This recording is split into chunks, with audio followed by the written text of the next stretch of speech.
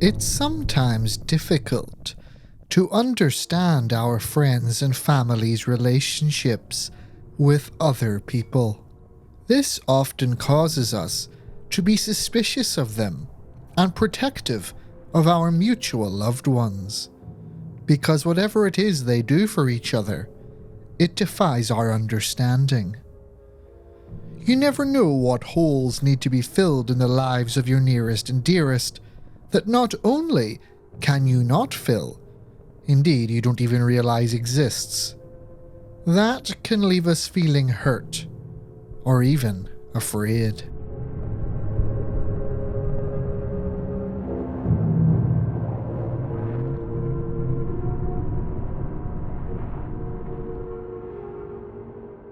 Is this thing working?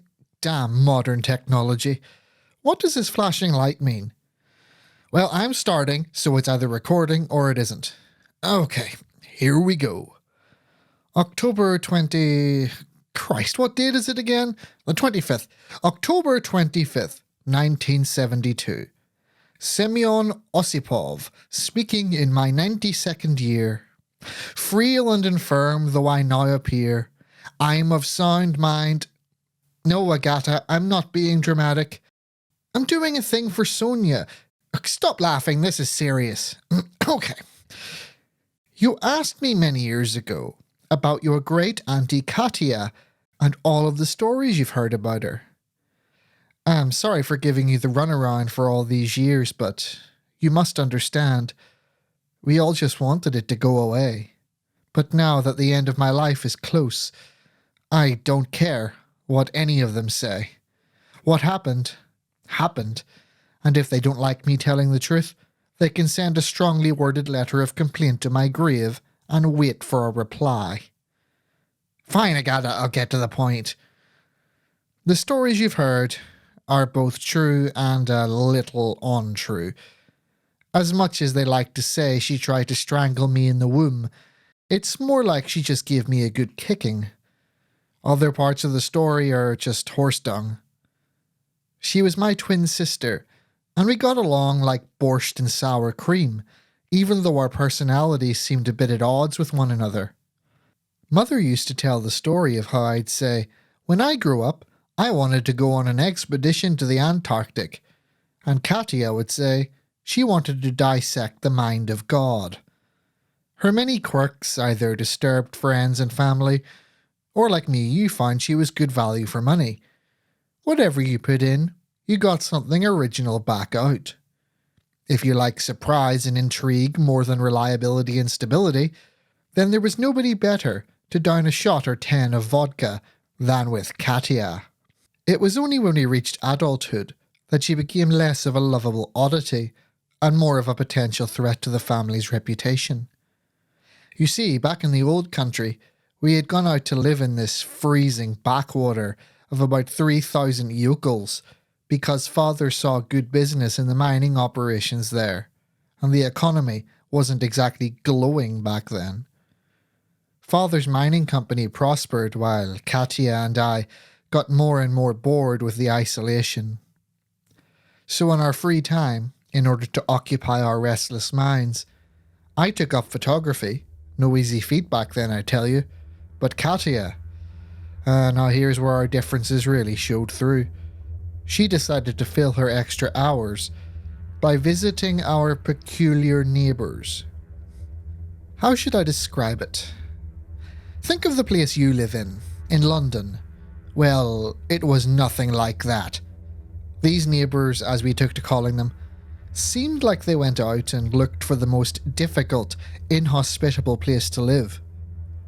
When they found the harshest of them, they decided to build their dream house, which I might add, was largely carved out of a sheer cliff face, elevated several hundred feet above ground level. Not only would you get out of breath climbing up to the front door, but when you got up there, all you'd find was the scowling faces of Orthodox priests, all dressed in black, who would tell you to get the hell off their land before they threw you over the edge of the cliff. That was unless you were Katya. The first time we went there, She dragged me along with her and we hiked up to the great big door of their monastery. That's what they called it.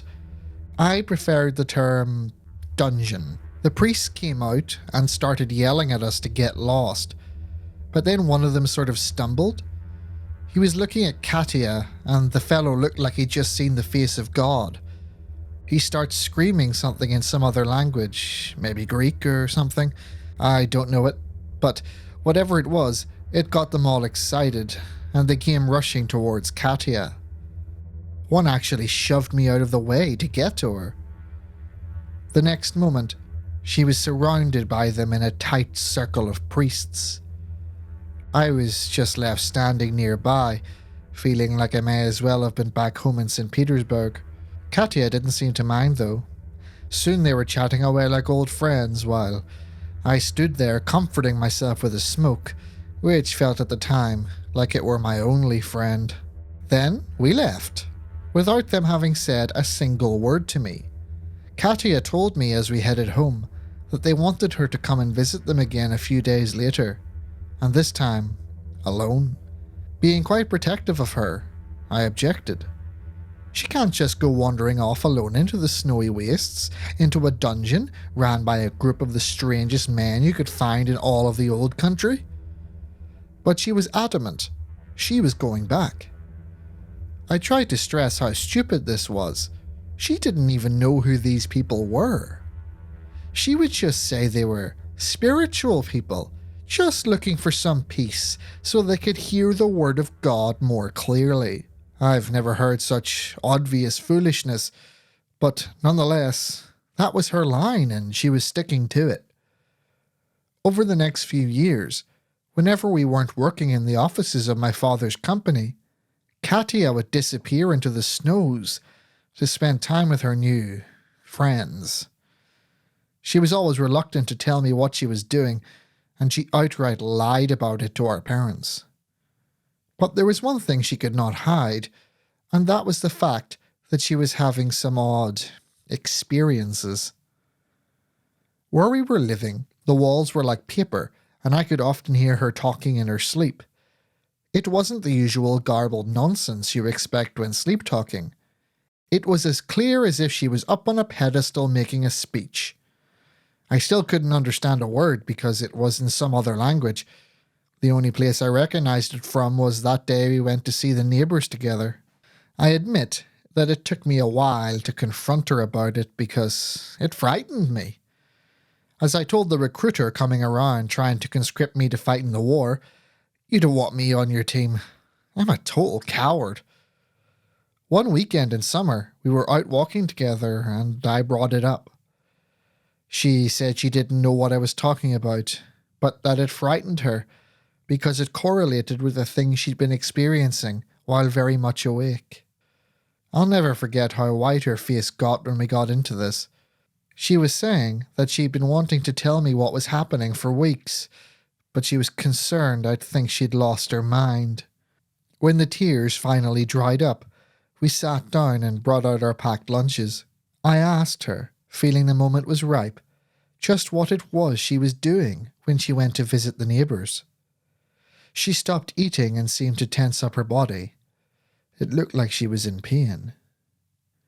Just before I was about to ask her what was wrong, she tells me that she didn't know what she did when she went there. It was not in the way you'd think, saying, "I don't know," as in, "I'm not going to tell you," but rather, "I literally don't know." She explained to me that she never had any memory of what she was doing there once she arrived. She remembers going there and leaving there. Everything else in between draws a blank. The thing which sent shivers up my spine was that she told me that she felt like there was no time had passed from entering to leaving. So she could go there in the morning and leave in late evening, but to her, it felt instantaneous. This took me a good bit to digest what she meant, and I think she might have had to go over it at least 5 or 6 times before I really started to appreciate what she meant. Once my more down-to-earth brain had caught up with her, I just couldn't believe that she'd still go to this place after experiencing such unnerving things. That's when she told me something even more absurd. She couldn't not go. She never had a time or date in mind. It was more of a feeling. She somehow knew when it was time, and then she felt compelled to go. I asked what she meant by compelled.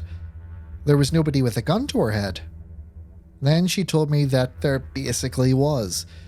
If she resisted the urge to go, she would start to feel pain all over her body emanating from within. The pain would be unbearable until she began moving closer to the neighbour's dungeon. She'd only be free of her torment once she reached the place. I begged her to tell our parents, or a doctor, or somebody. Somebody was bound to know what to do to help her. Maybe she was sick and needed medicine.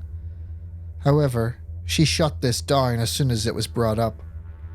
They'd think she was possessed. They'd lock her in an asylum and she'd never see the light of day again. But beyond this, she seemed even more frightened of the idea of what the neighbours would do if she stopped turning up. She didn't seem to know exactly what sort of revenge they'd take, but she had a powerful feeling that it was far-reaching and brutal. From that day onward, she was much more honest and open with me about when the urge came, and she'd come and give me a hug before leaving, telling me the pain had come and she just couldn't stand it. I can't tell you how much the look on her face broke my heart. Poor Katia was in a prison she could not see, and I couldn't understand. So I took to doing what little I could, which usually involved walking with her and keeping her company until she got to the bottom of the cliff and disappeared into that place. The priests never let me past that point, and I was never courageous enough to cross them. So I would wait out there in the cold for however long it took for her to come back out again. These periods of waiting is where I learned how to build a campfire and survive out in the wilderness. That's if you were ever wondering why I was so fond of camping when we left the old country. Well, that's why. When she would finally come out of the dungeon, she'd be alone. She'd stand perfectly still in front of the doors as they closed behind her. She'd usually stand there for about 2 or 3 minutes, and then in an unnatural way, like she'd forgotten how to walk, she'd turn and make her way down the path to the base of the cliff.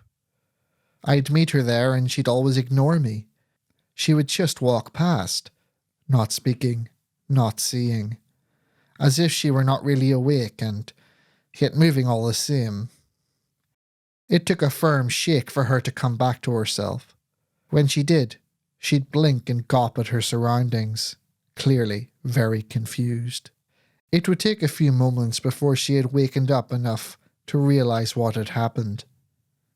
No matter how many times we repeated the process, it never got any less troubling. As things progressed, her behaviour at home would become more and more unusual. Her sleep-talking became sleepwalking. She'd get up in the middle of the night, muttering in that strange language, and start doing absolutely crazy things. One of the most common was for her to start stacking household objects into strange shapes. Pyramids, triangles, star shapes. You'd find everything from cutlery to firewood assembled in complex configurations all over the house. In this state, there was no interacting with her. She wouldn't respond to words, and if you tried to physically stop her, she would just stand still until you let go, and she would continue doing those things. At this point, there was no hiding the strangeness from our parents. My mother was terrified by the whole ordeal, and she'd taken to crying and praying whenever my sister was up in the night. My father too was terrified, but by rather more worldly concerns. He was paranoid that if it got out his daughter was crazy, it would harm his, and by extension his company's reputation. No investors were going to put their trust in the crazy family. All of this combined resulted in the beginnings of the bad reputation my sister developed, and the start of all the stories you heard about her growing up. But in these early days, my father still hoped we might cure her of her ailments. He gave her a few weeks off work to collect herself and said she should go to the holiday cabin we kept about 5 kilometers from the village. It was closer to the neighbour's place than it was to our home. To keep her company, he also gave me the same time off and told me to go with her. Although he did not say it outright, I understood that he meant for me to keep an eye on her and make sure any strangeness did not leak out into the public eye. So with little choice in the matter, back then you did what your parents said no matter what age you were, we hiked up to the cabin. For a few precious hours, it almost felt like things had gone back to normal. We were getting a holiday, it was summer, the wildlife and trees were as vibrant as they ever got. I was thinking about all the chances to go fishing in the rivers and up in the mountain-top lake, and she was looking to dig into a good book while dipping her toes in the water. This bliss was short-lived, as when we got there and got settled in, soon it was time to sleep. What should have been a deep sleep from being exhausted in the best ways was instead another vigil where I would hear Katya moving about, making shapes out of whatever it was she could lay her hands on.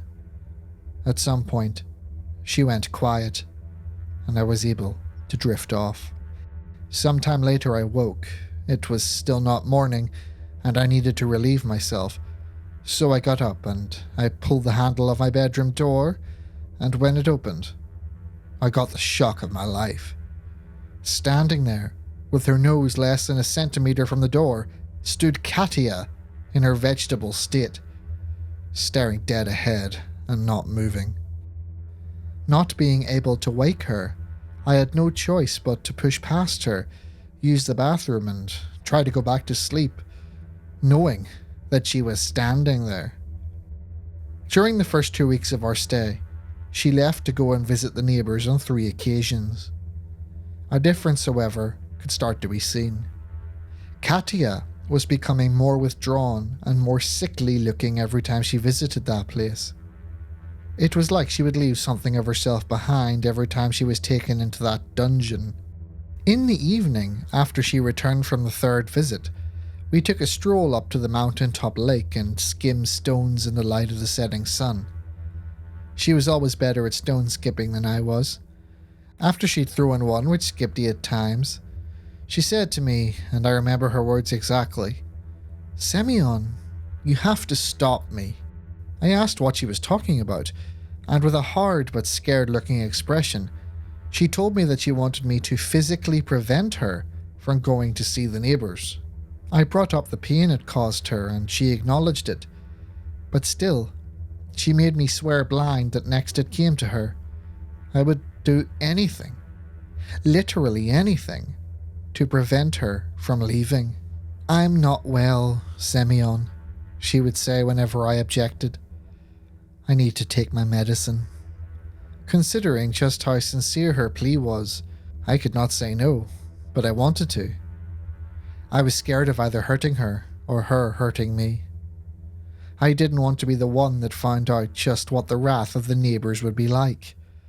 I could not help but think, if it was I who stopped her from going, it would be me from whom they would want to extract their vengeance.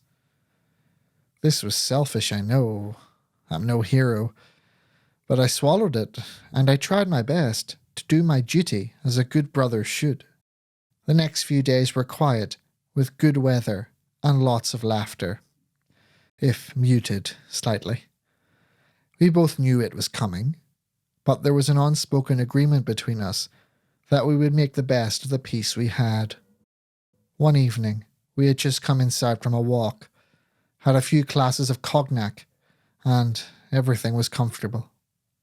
I almost fell asleep in my chair when Katya gently pipes up and she whispers, "Semyon, I feel it coming. It's time." There was a moment's pause. Then I moved. I locked all of the doors and windows and kept all of the keys in one ring in my pocket. We'd been practicing this drill There was to be no way for her to get out, and I did not want to physically restrain her.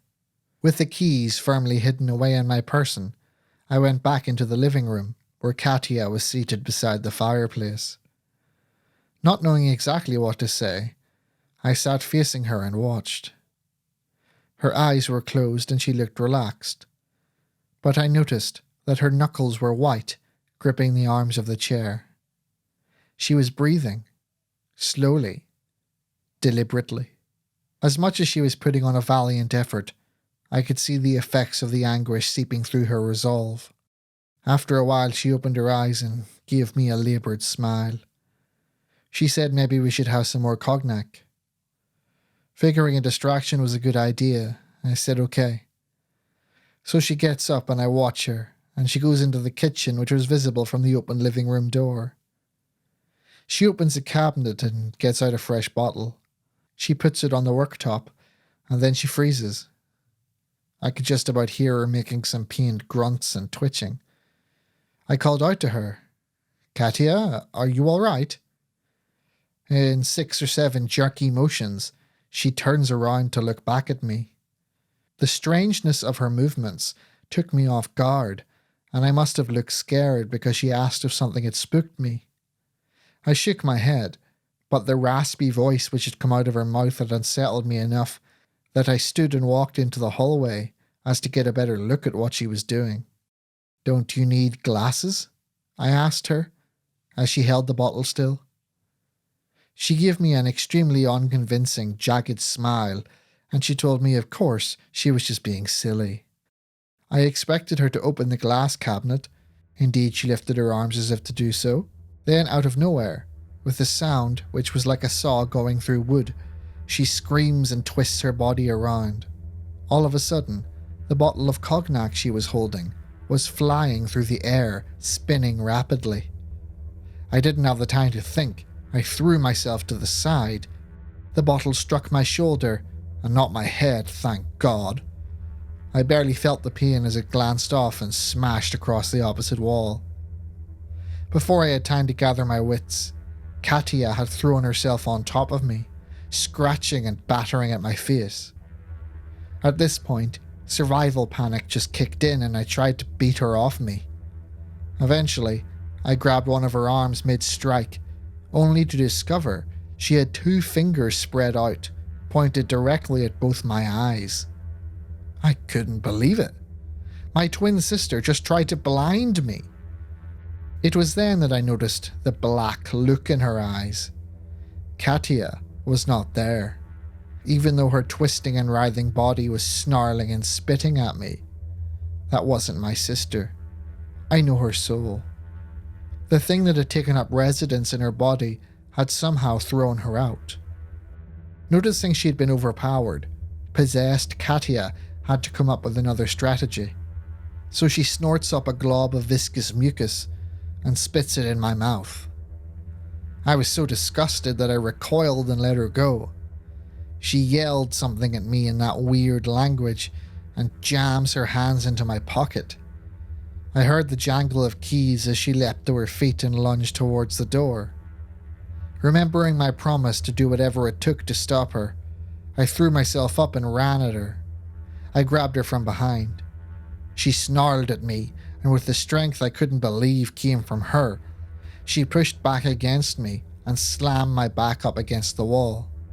I remember you once asked me how I got that scar on the back of my shoulder. Well, it wasn't a camping accident as I told you. The wall I'd been thrown against had some coat hangers on it. One of those pierced my shoulder, tearing a shred of skin and muscle away from the bone. I don't think I've yelled so loudly before or since, but the shock of the injury brought me down, but luckily when I fell, it was on top of Katya. I was much too heavy for her to throw me off, so I just lay there, with her writhing and screeching and clawing on the floorboards, and I aimed to stay there until she stopped. Then, she did. She went perfectly still, rigid, like she was in rigor mortis. Slowly becoming more aware of the pain in my shoulder, I got up, thinking about what I should do with these precious moments. I decided the safest thing would be to drag her into the closet. There was a lockable door and no windows, so she couldn't escape. Just as I had decided on the plan and steeled myself against the pain in my shoulder, I heard something behind me. It was the unmistakable clicking of a door lock. I felt my heart smash against my chest as I saw the handle of the door slowly being pushed downwards by somebody from the outside. This was impossible. There only was one key, and I had it in my hand, having taken it back from Katia. I'm a coward, and sometimes that's a good thing. I knew I'd be in no fit state to wrestle with an intruder, so I jumped over Katia and darted into the closet I'd intended on confining her to. In there was a nice sharp pitchfork. That would intimidate much more than I could in my own. Weapon in hand, I came out into the hall to see the door drifting slowly open, and the moonlight from outside elongating over the still body of my twin sister. Now visible in the doorway was the shrouded figure of one of the neighbours. In all ways he looked like any other Orthodox priest, black-robed and bearded. However, one thing stood out from the norm. The priest's eyes were almond-shaped and entirely black. I felt a stab of cold crawl down my throat as the black-eyed priest reached out his hand. From below, my sister stirred. She reached up her hand to take his, her jerky movements making it seem like she were made of metal. The moment his hand touched hers, the wise coward inside me dissolved and was replaced with reckless heroism. I yelled something like, "You can't have her," or "Go away." It sounded more shrill than intimidating. The critical move, however, was that I ran full pelt at the priest with the pitchfork, and was winded by the unexpectedly solid feedback of the prongs colliding with his chest. I lost my grip on it and tripped over Katia. I landed on the ground beside her, nearly passing out with the pain in my shoulder. I just about looked up to check what had become of our attacker. He was gone. Absolutely, entirely gone. No blood, no body, no nothing. I didn't appreciate this until later when I had time to investigate, but at that moment, I only had time for Katia. She was shaking and crying, clutching onto me like I was about to dissolve between her fingers. She was terrified, petrified, traumatized, but I knew instantly that it was really her. I remember we both just cried and cried. We didn't speak. Such things were beyond words. We just held on to what was solid, familiar, and beloved. What else can you do in that situation? I don't know. Yes, Agatha, that's enough for one day. Yes, I agree. Sorry for getting emotional on tape like this. The memories aren't easy.